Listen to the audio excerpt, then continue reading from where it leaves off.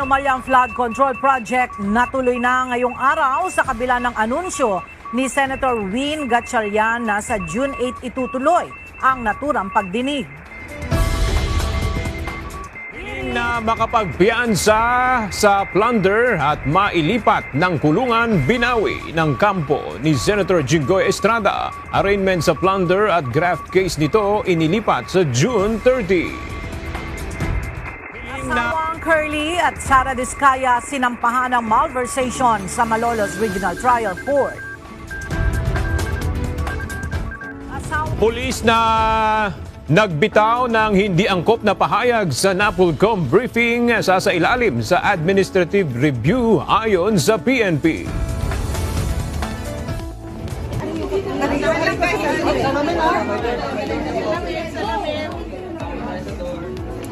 So, nandito rin si Senator Robin, Senator Tia, nandito si Attorney Baligod.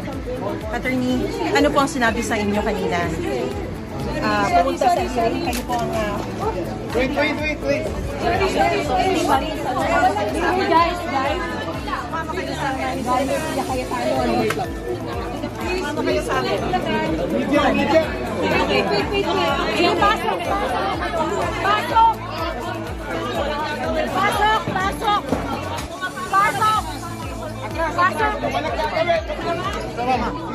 Walang gagawin. Opo. Hinatulak lang din ako sa pasok. Okay? Yes.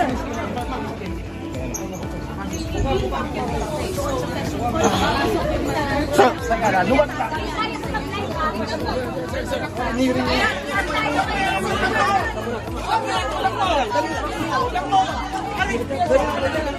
Dali lang. Personal na dumalo sa Sandigan Bayan si Senator Jinggoy Estrada at 3 pang kapwa akusado sa flood control scandal habang hindi naman nakarating si Bonoan dahil ayon sa kanyang abogado ay nananatili itong nakakonfine sa Medical City sa Makati.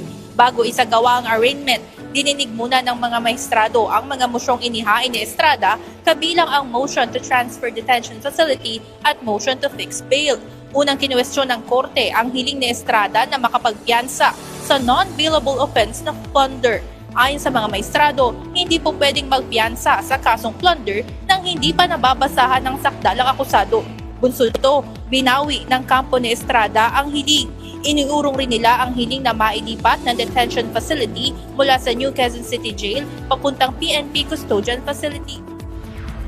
Hindi inaasahan ng marami ang biglang pagsipot ni Senator Francis Chis Escudero sa huling sesyon ng Senado kahapon. Si Escudero ang kaisa-isang miyembro ng majority block ng kampo ni Senator Alan Peter Cayetano na dumalo sa huling araw ng sesyon. Agad namang idineklara na may quorum at nagkaroon ng roll call at sesyon.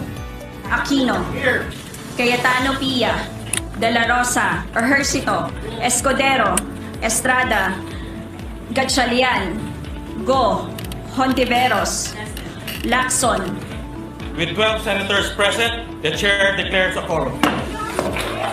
Ayon kay DPWH Secretary Vince Dizon, ang tinutukoy niya na big fish o malaking isda ay si Curly at Sara Diskaya. Anya mula pa ng 2016 ay nag-operate ang mga ito at marami anyang pera na ninakaw. Bukod sa dalawa, may siyampa na kinasuhan sa Malolos RTC na mga opisyal at tauhan ng DPWH Bulacan 1st District.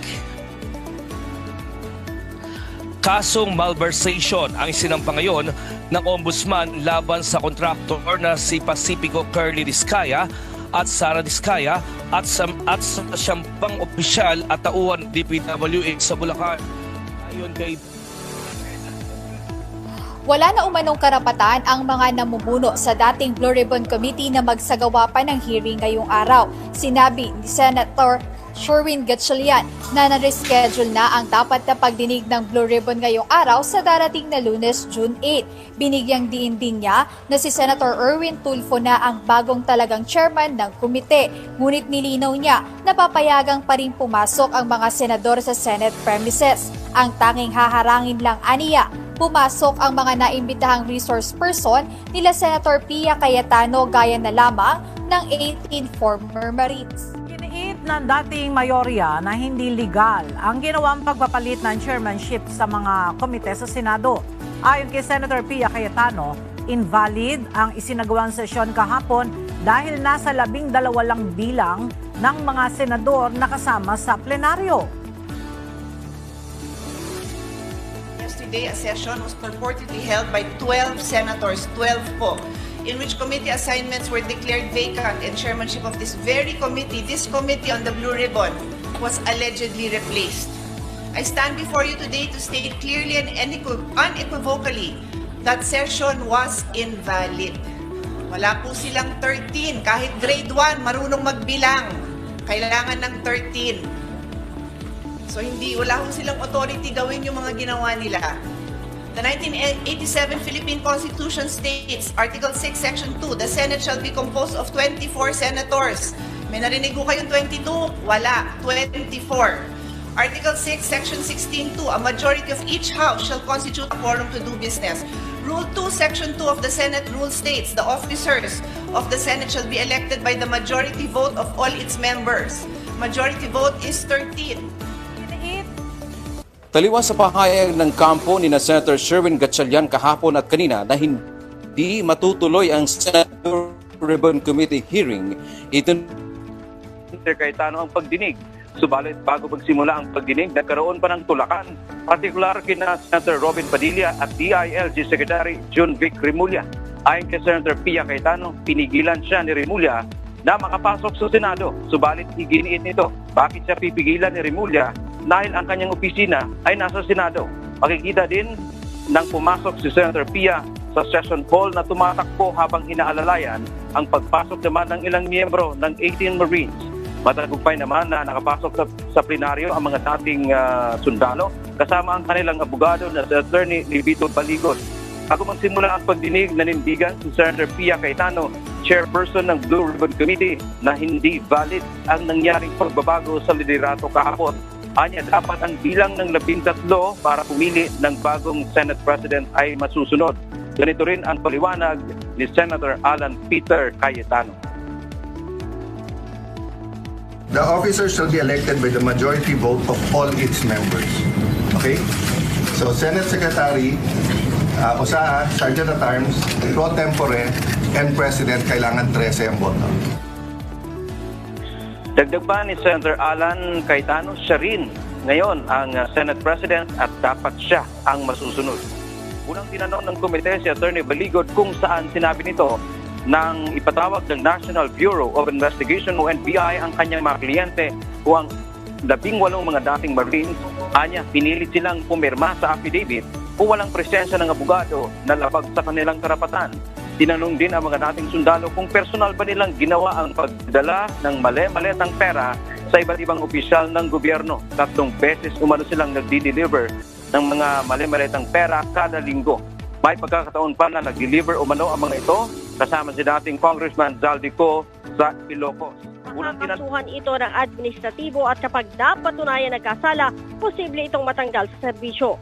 Kapag dismissal from the service ang naging parusa ng pulis, wala itong makukuhang benepisyo at hindi na rin muling makapagtatrabaho pa sa gobyerno. Ayon kay PNP Chief Police General Jose Melesio Nartates Jr., hindi kukonsintihin ng PNP ang pulis na nagbitaw ng hindi angkop na pahayag sa press conference ng National Police Commission kahapon. Ang mga ganitong asal-aniya ng pulis ang sumisira sa disiplina at profesionalismo ng PNP. Kasunod dito, tiniyak din ni Chief PNP na idadaan sa kaukulang proseso ang insidente alinsunod sa umiiral na patakaran at due process. Bigo ang Pilipinas na makakuha ng pwesto bilang non-permanent member ng United Nations Security Council. Sa ika-4 na round ng botohan na naig ang Kyrgyzstan laban sa Pilipinas sa Asia-Pacific Group matapos makuha ang kinakailangang 2/3 majority.